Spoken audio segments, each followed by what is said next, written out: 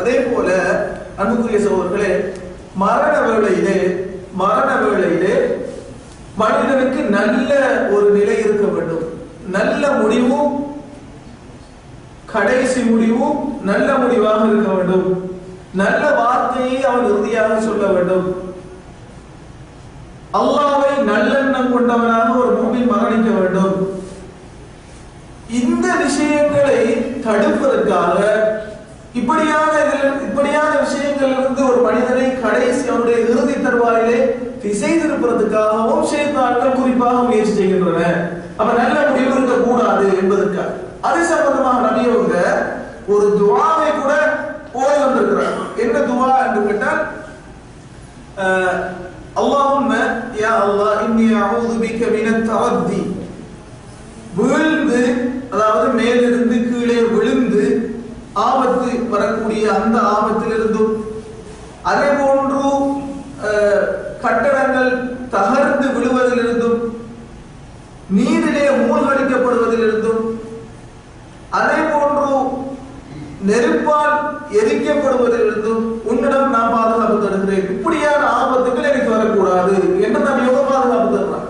என்னென்ன விஷயமா? கீழே விழுவது, அதே போன்று கட்டிடம் தகர்ந்து இடிந்து விடுவது, நீரிலே மூழ்கடிக்கப்படுவது, தீ விபத்து, இப்படியான விஷயங்கள் இருந்து யாரெல்லாம் நான் ஒன்றும் பாதுகாப்பு தருகிறேன் என்று நபி அவங்க பாதுகாப்பு தருறாங்க. பிறகு சொல்றாங்க, வஅஊது பிக அன் யதஹப்பதனி அஷ்-ஷைத்தானு இன்தல் மௌத், மரண தருவாயில் ஷைத்தான் என்னை விளையாடி விடாமல் உன்னிடம் நான் பாதுகாப்பு தருகிறேன் என்றார். மரண வேளையிலே ஷைத்தான் என்னை விளையாடி விடாமல், என்னை திசை திருப்பி விடாமல், என் மீது ஆதிக்கம் செலுத்தி விடாமல் அல்லாஹ் உன்னிடம் பாதுகாக்கிறார். அப்ப ஷைத்தான்களுடைய யாருக்கு ஒரு மனிதனுக்கு மரண வேளையில் இருக்க போய்தான் நபி அவர்கள் குறிப்பாக செய்வாங்க, மரண வேளையில் இந்த துஆவை, இந்த மரண வேளையில் என்னை பாதுகாப்பாயாக என்று இந்த துஆவை கேட்கிறார்கள். இந்த செய்தி கூட நஸாயிலே, அதே போன்று முஸ்தத்ரக்குல் ஹாக்கிம் போன்ற கிரந்தங்களை நம்ம சொல்லுது. அதே போல அன்புக்குரிய சகோதரர்களே, பிள்ளைகள் பிறக்கின்ற போது, சிறு பிள்ளைகள் பிறக்கின்ற போது அழுகின்றன. அழக்கூடிய காரணங்களில் ஒன்றாக நபி அவங்க சொல்றாங்க, எந்த ஒரு பிள்ளை பிறப்பதாக இருந்தாலும் அது சத்தமிட்ட நிலையில் தான் பிறக்கின்றன. அதற்கு காரணம் என்ன தெரியுமா? அது ஷைத்தான் அந்த பிள்ளையை தீண்டுகிறான். மின் மஸ்ஸி ஷைத்தான் ஃபயஸ்தஹில்லு சாரிஃபன் மின் மஸ்ஸி ஷைத்தான், ஷைத்தான் தீண்டியதால் தான் அது சத்தமிட்ட வண்ணம் பிறக்கிறது. பிறந்தவுடன் அழுகிறதுங்கிறாங்க. அது காரணங்களில் ஒன்றும் ஷைத்தானுடைய தீண்டலாகும் என்கிறார். இப்ப இரண்டு பேர் தான் அப்படி அழக என்கிறார். அந்த ரெண்டு பேர் யாரு? அவங்க இந்த செய்தி அறிவிக்கிறாங்க. அதற்கு காரணம் ஈசா அலைஹிஸ்ஸலாமும் மரியம் இரண்டு பேரும் அவ்வாறு அழவில்லை. அதற்கு காரணம் என்ன கேட்டால் அவர்களை ஷைத்தான் தீண்டவில்லை. அதற்கு ஏன் தீண்டவில்லை என்று கேட்டால் குர்ஆன்ல ஒரு வசனத்தை ஓதி காட்டுறாங்க. அவங்க அல்லாஹ்வோட பாதுகாப்பு தேடினார்கள், ஷைத்தானிடமிருந்து அவர்களை தீண்டவில்லை. அதே போல அன்புக்குரிய சகோதரர்களே, ஹாக்கிமில் இடம்பெற்ற இன்னொரு செய்தியை பார்க்கிறோம். சுருக்கமாக சொல்கிறேன். அத்தாஊன் வஹஸு அஅதாஇக்கும் மினல் ஜின் வஹுவ லகும் ஷஹாதா என்றார் நபியோ. வஹஸ் என்று சொன்னால் அதாவது ஊசி இருக்கிறது, அதால குற்றுவதற்கு வஹஸ் என்று சொல்லுவது, அல்லது நகத்தால கூரான ஒன்றால லேசாக குற்றுவதற்கு வஹஸ் என்று சொல்வது, உடம்புல குற்றுவதற்கு வஹஸ் என்று அரபு மொழியிலே சொல்வது. அப்ப நபி அவங்க சொல்றாங்க, தாவுன் என்றா என்ன? அரபு மொழியில தாவுன் சொன்னா என்ன? அத்தாவுன் என்று சொன்னால் கோலரா நோய். அதாவது இது முக்கியமான ஒரு உயிர்கொல்லி நோயாக கருதப்படுகிறது. அப்ப ஒரு ஏரியாவில் அந்த நோய் இருந்தால் அங்கு நீங்கள் செல்லக்கூடாது, அங்கிருப்பவர்கள் இன்னொரு இடத்துக்கு போகக்கூடாது என்று நபி அவங்க கண்டிப்பான உத்தரவு போட்டிருக்கிறார். அது மிக டேஞ்சரான, ரொம்ப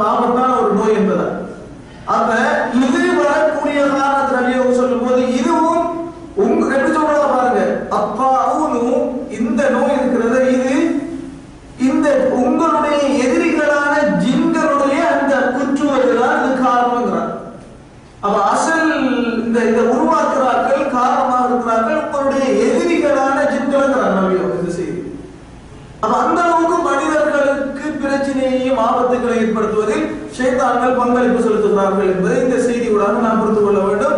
இந்த செய்தி அஹ்மதில் இடம்பெற்றிருக்கிறது, தபரானியில் இடம்பெற்றிருக்கிறது, முஸ்தத்ரக்குல் ஹாக்கிமில் இடம்பெற்றிருக்கிறது.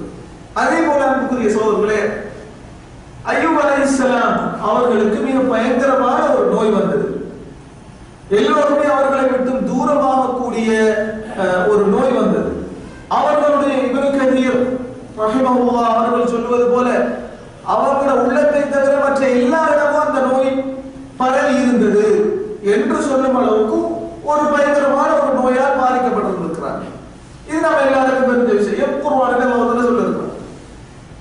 அவங்க சொல்லும் போது அல்லாஹ்விடம் முறையிடுறாங்க. அவங்க அல்லாஹ்விடம் தன்னுடைய அந்த நோயை முறையிட்டார். முறையிட்ட முறை அல்லாஹ் குர்ஆனில் நமக்கு சொல்லியிருக்கிறார். எப்படி முறையிட்டார்கள்? وَأَيُّوبَ إِذْ نَادَى رَبَّهُ أَنِّي مَسَّنِيَ الضُّرُّ وَأَنْتَ أَرْحَمُ الرَّاحِمِينَ என்று அல்லாஹ்வை அவர்கள் அழைத்தார்கள். இறைவா, என்னை துன்பம் தொட்டுவிட்டது, நீயே அர்ஹமுர் ராஹிமீனாக இருக்கிறாய், இரக்கம் உள்ளவர்களுக்கெல்லாம் மகா இரக்கசாலியாக நீ இருக்கிறாய் என்று தன்னுடைய ரப்பை அழைத்தார்கள் என்று அல்லாஹ் புகழ்ந்து சொல்றார். அதே மாதிரி இன்னொரு இடத்துல சொல்றார், அய்யூப் நபியே, இந்த வேதத்திலே அய்யூப் அலைஹிஸ்ஸலாம் அவர்களையும் நீங்கள் ஞாபகப்படுத்துங்கள், நினைவு கூறுங்கள். அவங்க என்ன எப்படி அல்லாஹ்வை அழைத்தார்கள் தெரியுமா? இத்நாதா ரப்பஹு அன்னி மஸ்ஸனிய ஷைத்தானு பினுஸ்பின் வஅதாப். யா அல்லாஹ், என்னை ஷைத்தான் எனக்கு துன்பத்தாலும் வேதனையாலும் என்னை தொட்டு விட்டான் என்று தன்னுடைய ரப்பிடம் முறையிட்டார்கள். அப்ப அவர்களுக்கு துன்பமும் அதாபும் வந்திருக்கிறதா? நுஸ் என்றால் துன்பம், நோய், அதாப் என்றால் பொழுது தெரியும் அதாப். இந்த ரெண்டும் யார் காரணம் சொல்றாங்க? ஷைத்தான் இருக்கிறார். அன்னி மஸ்ஸனிய ஷைத்தான் பினுஸ்பின் வஅதாப். அவ ஷைத்தான்கள் மனிதனுக்கு இப்படியான நோய்களை ஏற்படுத்துகிற விஷயத்தில் காரணமாக இருக்கிறாங்க. எல்லாம் அல்லாஹ்வுடைய நாட்ட பிரகாரம் நடக்கிறது. சாப்பிட்டால் என்ன செய்கிறது? பசி இருக்கிறது. மாத்திரைகளை போட்டால் நோய் குணமாகிறது. அப்ப அல்லாஹ் தஆலா இதுக்கு இது என்ன செய்திருக்கிறார்? ஏற்படுத்தியிருக்கிறார். எனவே காரணம் ஜின்கள் ஷைத்தான்கள் மனிதனுக்கு நோயை ஏற்படுத்துவதற்கு காரணமாக இருக்கிறார்கள் என்பதை இந்த வசனத்தின் மூலமாக தெளிவாக நாம் புரிந்துக்கிறோம். அதே போல ஹன்னா பின்த் ஜஹ்ஷ் என்கின்ற ஒரு சஹாபி பெண், அவர்களுக்கு அந்த உதிரப்போக்கு, அதாவது வளமையான நாளை, வளமையான காலத்தை தாண்டிய உதிரப்போக்கு, அவர்கள் அப்படியான பெண்களுக்கு முஸ்தஹாவா என்று சொல்லுவது, அதிகமான உதிரப்போக்கு நோயால் பாதிக்கப்பட்டவர்கள், வளமையான காலையிலே தாண்டியும் உதிரப்போக்கு உள்ளவர்கள், இரத்தப்போக்கு உள்ளவர்கள். இவர்களுடைய பிரச்சனையை நபி அவங்கள்ட்ட வந்து முறையிட்ட போது நபி அவங்க என்ன சொன்னாங்க என்று கேட்டால், இன்னமா ஹாதிஹி ரக்வத்துன் மின் ரக்வாத்தி ஷைத்தான். ரக்வான்றாங்க, ஏற்கனவே சொன்னாங்க வஹஸ் என்றார். ஃபாவுன பத்தி சொல்லும்போது வஹஸ் என்றார். இந்த இடத்துல சொல்றாங்க, இந்த பெண்களுக்கு அதிக உதிரப்போக்கு ஏற்படக்கூடிய அந்த பிரச்சனை உள்ள பெண்களுக்கு சொல்றாங்க இது ரக்வான்றாங்க. ரக்வான்னு சொன்னால் காலால உதைக்கிறதுக்கு ரக்வான்னு சொல்லுவோம். காலால ஒன்றை ஒத்தி விடுறதுக்கு, தள்ளி விடுறதுக்கு ரக்வாங்கிறது. அப்ப இது ஷைத்தானுடைய ஒரு ரக்வா என்கிறாங்க நபியோ. அப்ப அவருடைய தீண்டுதல், அது எவ்வகையான தீண்டல் வந்து காலால் ஏற்படக்கூடிய ஒரு தீண்டுதல் நபி அவங்க சொல்றாங்க. அல்லாஹ் அலம் அதனுடைய யதார்த்தம் எப்படிங்கிறது நமக்கு தெரியாது. அப்ப இந்த பிரச்சனை ஏற்படுத்தக்கூடிய காரணங்களில் ஒன்று ஷைத்தானாகவும் இருக்கிறது என்பதை இந்த செய்தியினூடாக நாம் புரிஞ்சுக்கிறோம். அதே போல அன்புக்குரிய சகோதரர்களே, ஒரே ஒரு விஷயம் சொல்லப்படல என்று ஒரு சில சகோதரர்கள் கேட்டாங்க. அதை பத்தி நாம சொல்ல விரும்பவும் இல்லை. அதாவது என்னன்னு கேட்டால், இப்படி மனிதனுக்கு பிரச்சனைகளை, நோயை, கணவன் மனைவியை பிரிப்பது, இப்படியான விஷயங்களை ஷைத்தான்கள் செய்கிறார்கள், தீண்டுகிறார்கள். அதே போல சின்ன பிள்ளைகள் விஷயத்துல நபி அவங்க என்ன சொன்னாங்க? மாலையானத பிள்ளைகளை பிடிச்சு கொள்ளுங்க, உங்களோட கையில வச்சு கொள்ளுங்க. இரண்டு நேரம் கேட்டால் அந்த நேரம் மாலை நேரம் ஷைத்தான்கள் அதிகமாக பறந்து திரிகிறார்கள். அந்த டைம்ல சொல்றாங்க நபி அவங்க ஹத்ஃபதன்ங்கறாங்க. ஹத்ஃபதன்ங்கறாங்க. அப்ப வஹத் இது ஒரு வகையான தீண்டல் அவங்கட. இப்ப சொன்னது ரக்லா, பின்ன புள்ள விஷயத்துல சொல்றாங்க ஹத்ஃபதன்ங்கறாங்க. ஷைத்தான்கள் அந்த இடத்தில் அவர்களுக்கு ஹத்வா என்கின்ற ஒரு வகை தீண்டல் உண்டு என்கிறார். ஹத்வான்னா என்ன? ஹத்வான்னு சொன்னால் ஹதபேனா ஆளை கடத்துறதுக்கு, கடத்தல் செய்வாங்களே, ஆட்கடத்தல் இருக்கிறது, அதுக்கு தான் ஹத்வான்னு சொல்றது. திடீரென ஒரு ஆளை பிடிச்சிட்டு போறது இருக்கிறது, ஒன்றை திடீரென யாருக்கு விளங்காம கவிட்டு போறது இருக்கிறது, இந்த வேலைக்கு ஹத்வான்னு சொல்லுது. அப்ப ஷைத்தான் அதை செய்யணும்ங்கிறார் நபியோ. அவர் சிறு பிள்ளைகள் விஷயத்தில் அந்த வேர்டை யூஸ் பண்றார். இதெல்லாம் சஹீஹான செய்திகளிலே அறிவிக்கப்பட்டிருக்கிற விஷயம். இதெல்லாம் நமக்கு தெரிஞ்ச விஷயம். இப்ப கேள்வி என்ன கேட்டால், ஷைத்தான்கள் மனிதனை ஒரு தளமாக கொண்டு மனிதனில் வாழ்கின்றனவா? அப்படின்னு அர்த்தம் என்ன? மனிதனுக்குள் ஷைத்தான்கள் இருக்கின்றனவா? நிறைய இடங்கள்ல நாம கேள்விப்படுறோம், சில கண்ணூடாக பார்க்கிறோம், சிலர்கள் ஷைத்தானால் தூண்டப்பட்டிருக்கிறார்கள், ஜின்களால் தூண்டப்பட்டிருக்கிறார்கள், அவர்களிலே ஜின் வசிக்கிறது, ஷைத்தான் வசிக்கிறது, எனவேதான் அவர்களுடைய பேச்சுகள் வித்தியாசமாக இருக்கிறது. ஷைத்தானால் தூண்டப்பட்ட சிலர்கள் சில நேரங்களிலே பேசுறாங்க, அவங்க ஆணா இருக்கிறாங்க, ஆனா பெண் குரல் வருகிறது. அதே போல அவங்களோட லாங்குவேஜ் தமிழா இருக்கிறது, அரபு பேசுறாங்க, அரபா இருக்கிறது, ஆங்கிலம் பேசுறாங்க. அப்ப இந்த பிரச்சனைகள் எல்லாம் என்ன? இது நடக்கிறது, இது யாரும் மறக்க முடியாது. இதற்கு காரணம் என்ன? அப்ப ஒரு ஏராளமான அறிஞர்கள் இது ஜின் தான், ஷைத்தான் தான் இந்த மனிதர்கள் குடிகொண்டிருக்கிறது, அவனுக்குள் இருக்கிறதுங்கிறார். இது ஒரு குறிப்பிட்ட கணிசமான அறிஞர்கள் சொல்றாங்க. இன்னும் சில அறிஞர்கள் இல்லை, ஷைத்தான் மனிதனுக்குள் இருக்க முடியாது, ஆனால் அவனை தீண்டலாம், அவனுக்கு பாதிப்பு ஏற்படுத்தலாம், அவனுக்கு நோய் ஏற்படுத்தலாம், பிரச்சனை ஏற்படுத்தலாம், ஆனா அவனுக்குள் இருக்கலாமா? இல்ல, அப்படி ஒன்றும் தெளிவான ஆதாரம் கிடையாது. எனவே நாம சொல்ல முடியாது. இல்ல, மனிதனுக்குள் ஷைத்தான் உட்புகுந்து இப்படியான விஷயங்களை செய்யும், இந்த மனிதனுக்குள் வாழும் என்று சொல்றார்கள். என்ன ஆதாரம் சொல்றாங்க? இப்படி வெளிப்படையான ஆதாரங்கள் என்ன?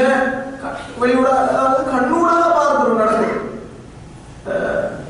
இதை ரொம்ப அழுத்தமாக சொல்ற நல்ல முக்கியமான அறிஞர்கள் இருக்கிறார், நம்பகமான அறிஞர்கள் இருக்கிறார். அதுல தான் ஷேகுல் இஸ்லாம் இப்னு தைமிய்யா ரஹ்மத்துல்லாஹ் அதை ரொம்ப ஆழமாக அழுத்தி சொல்றாங்க. உண்மைதான். அவங்க இமாம் அஹ்மத் ரஹ்மத்துல்லாஹ் அவர்களுடைய இமாம் அஹ்மத் இருக்கிறாங்களே, அவங்க ஒரு கூற்றை கூட சொல்றாங்க. அதாவது இமாம் அஹ்மதுடைய மகன் அப்துல்லாஹ் இருக்கிறாங்க. قلت لأبي, என் தந்தையிடம் நான் கேட்டேன், இன்ன அஹ்வாமன் يقولون إن الجنية لا يدخل في بدن المسروق, அதாவது மயக்கம், திடீர் மயக்கம் வரக்கூடிய, ஒரு வகையான வலிப்பு நோய் வரக்கூடிய இப்படியானவருடைய உடலிலே ஷைத்தான் உட்புகாது, செல்லாது என்று சிலர்கள் சொல்கிறார்களே, இது பற்றி என் தந்தையே இமாம் அவர்களே என்ன சொல்றீங்க என்று கேட்கிறாங்க. அப்ப இமாம் அஹ்மத் சொல்றாங்க, யா புனைய, என் அருமை மகனே, யக்திபூன், இதை மறுப்பவர்கள் பொய் சொல்கிறார்கள். ஹாதா யதகல்லமு அலா லிசானிஹி, இதோ இந்த ஜின் அவருடைய நாவினால் பேசுவதை நீ பார்க்கவில்லையா என்கிறார். அப்ப இமாம் அஹ்மதுடைய கருத்து என்ன கேட்டால், ஒரு மனிதனுக்குள்ளே ஷைத்தான் அவனை தீண்டுவது, அவனுக்குள் புகுந்து கொண்டு இப்படி எல்லாம் செய்யலாம் என்று இமாம் அஹ்மத் சொல்றார்.